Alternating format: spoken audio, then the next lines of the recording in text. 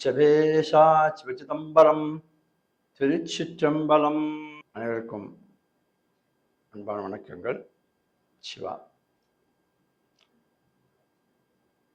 இந்த வாரந்தோறு சத்சங்கத்தில் இந்த வாரம் நம்ம ஒரு ஹிந்தியிலேருந்து ஒரு கஹானி, ஒரு கதையை பேஸ் பண்ணி ஒரு தத்துவார்த்த விஷயத்தை பார்க்க போகிறோம். ஸோ டாக்கு சே மகாத்மா அப்படின்னு சொல்லி ஒரு ஹிந்தியில் கஹானி கதை. அது எப்படின்னு சொன்னாக்க, டாக்கு அப்படின்னு சொன்னாக்க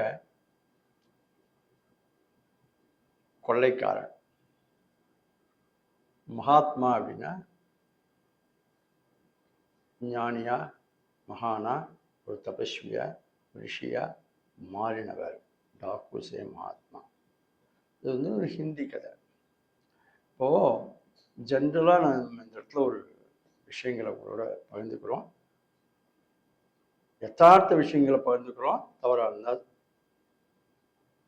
தவறாக நினச்சிக்க வேண்டாம். என்னன்னு சொன்னாக்க, நமக்கு தாய்மொழி தான் பிராதானம். யாரோருக்கும் அவர்களுடைய தாய்மொழி தான் உயர்ந்தது. நமக்கு நம்ம தாய்மொழி, நம்ம தமிழ், நம்ம உயிர், அதுதான் முதன்மையானது. தமிழுக்கு அமுதென்று பேர், அந்த தமிழ் இன்பத்தமிழ் எங்கள் உயிருக்கு நேர் அப்படின்னு பாரதிதாசன் பேசுகிறார். ஸோ நம்மளுடைய தாய்மொழியாக இருக்கக்கூடிய தமிழ் தான் நமக்கு எல்லாத்துக்கும் வசதி. அவர்களுக்கு அவங்கவுங்க குழந்தை வசதி அப்படிங்கிற மாதிரி நமக்கு நம்ம தாய்மொழி தான் பிரதானம். அதே சமயத்தில் மற்ற மொழிகளை நேசிப்பதிலேயோ அந்த மொழிகளை கற்பதிலேயோ நமக்கு எந்த விதமான ஒரு தவறு கிடையாது அப்படிங்கிறது சொல்கிறோம். ஏன்னு சொன்னாக்க, மற்ற மொழிகள் நம்ம கற்றுண்டு அதன் மூலியமா நிறைய நம்ம ஞானத்தை விருத்தி பண்ணிக்கலாம். இதே மாதிரி நிறைய லாங்குவேஜ் கற்றுக்கிறதுக்கு அந்தந்த ஸ்டேட்டு, அங்கே நேஷ்னல் இன்டர்நேஷ்னல் லெவலில் நம்ம போகும்போது நமக்கு யாதும் ஊரே யாவரும் கேள்வி அப்படிங்கிற மாதிரி எல்லா ஊரும் நம்ம ஊராக தெரியும். நமக்கு அங்கே அந்த மொழி பேதமே தெரியாது. அதனால் நிறைய மொழிகளுடைய திறனை வளர்த்துக்கணும். அது மூலிமா நம்ம நிறைய விஷயங்கள் தெரிஞ்சுக்க முடியும். இப்போ நம்ம ஹிந்திலேருந்து ஒரு விஷயத்தை பேசுகிறோம், இங்கிலீஷ் வேர்ட்ஸ் பேசுகிறோம். தத்துவார்த்தமாக எல்லாத்துலேயும் பெரிய பெரிய ஞானிகள் நிறைய சித்தாந்த, வேதாந்த, வாழ்க்கை நெறி தத்துவங்களை நிறைய சொல்லியிருக்காங்க. ஸோ நம்ம தமிழில் நிறைய இருக்குது. பாரதியார்லேருந்து, ஔவையார்லேருந்து, பட்டினத்தார்லேருந்து, திருமூலர்லேருந்து, வள்ளலார்லேருந்து நிறைய என்ட்லஸ் ஆஃப் அந்த தத்துவார்த்திகளும் ஞானிகளையும் சொல்லிகிட்டே போகலாம். நம்ம அதே படிச்சுட்டு இருக்கோம். அதே போலவே ஹிந்தி போன்ற, சம்ஸ்கிருதம் போன்ற நிறைய விஷயங்களையும் நிறைய தத்துவார்த்திகள் இருக்காங்க. துளசிதாஸ், கபீர்தாஸ், தாகூர், சுமித்ரானந்த், பிரேம்சந்த், காவியத்தை இயற்றிய காளிதாசர், இப்போ நம்ம பார்க்கக்கூடிய வால்மீகி.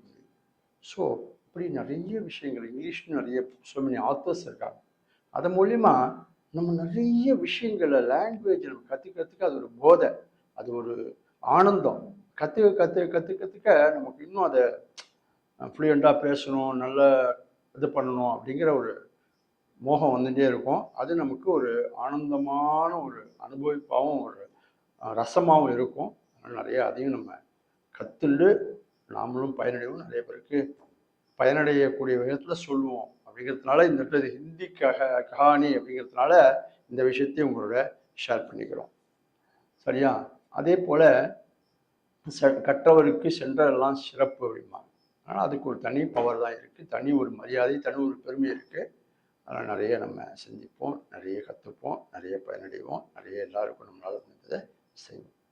அதனால் இப்போ டாக்கு சே மகாத்மா அப்படின்னு ஒரு கவிதை. டாக்குன்னா கொள்ளைக்காரன், சேனா இருந்து, மகாத்மானா மகானாகிறது அப்படிங்கிறது.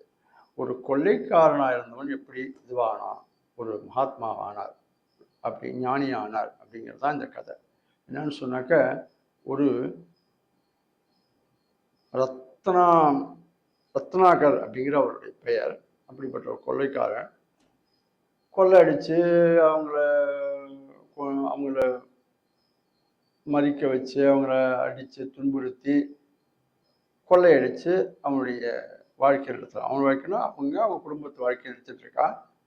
அப்போ ஒரு நாள் கொள்ளையடிக்கும் போது ஒருத்தரை பிடிச்சி பண்ணும்போது அவர் சொல்கிறார், எக்ஸாம்பிள் ஒரு நாரதன் சொல்கிறான்னு வச்சுக்கிறேன், அவர்கிட்ட போய் பிடிக்க போகிறோம்.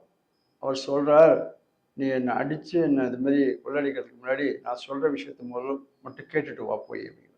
என்ன அப்படின்னா, இப்போ நீ என்னை அடித்து துன்புறுத்தி கொள்ளையடிச்சுன்னு போகிற, இது எதுக்காக? என் மனைவியும் குழந்தையும் எங்கள் அப்பா அம்மா தாய் தந்தை காப்பாற்றுறதுக்காக அப்படின்னு அவன் சொல்கிறான்.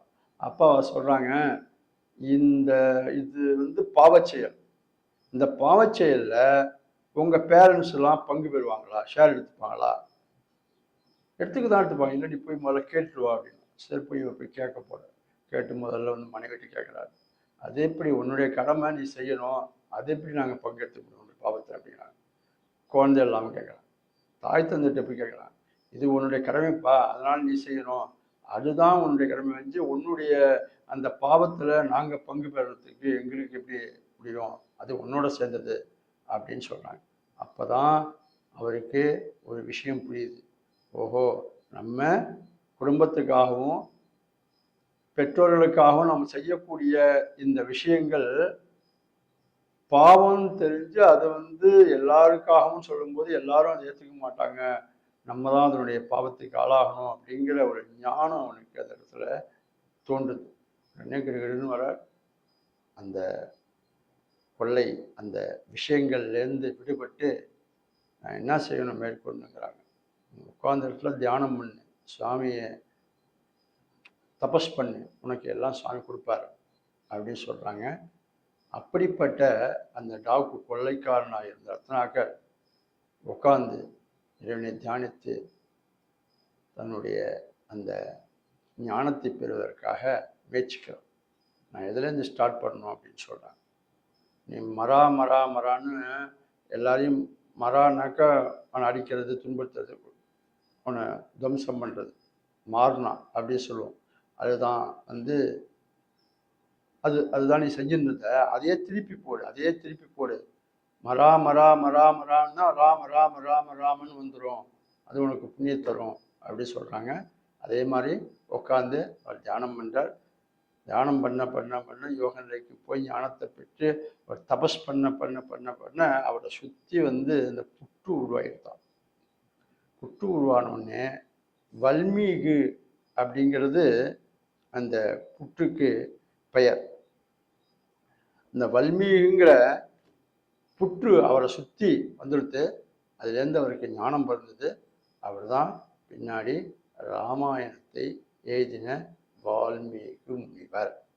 ஸோ டாக்குவா இருந்தவர் தான் பின்னாடி ஒரு சரிதத்தை எழுதின வால்மீகி என்கின்ற முனிவர். அந்த வால்மீகி முனிவர் மூலமாகத்தான் நமக்கு ராமாயணம் கிடைக்கப்பட்டது என்பதாக இன்றைய தினத்திலே இந்த ஒரு தத்துவார்த்த ஒரு வாழ்க்கை விஷயத்தை நாம் அந்த கதையின் மூலமாக நாம் அறிந்திருக்கிறோம். சிவா. திருச்சிற்றம்பலம். அடுத்த வாரம் சந்திப்போம்.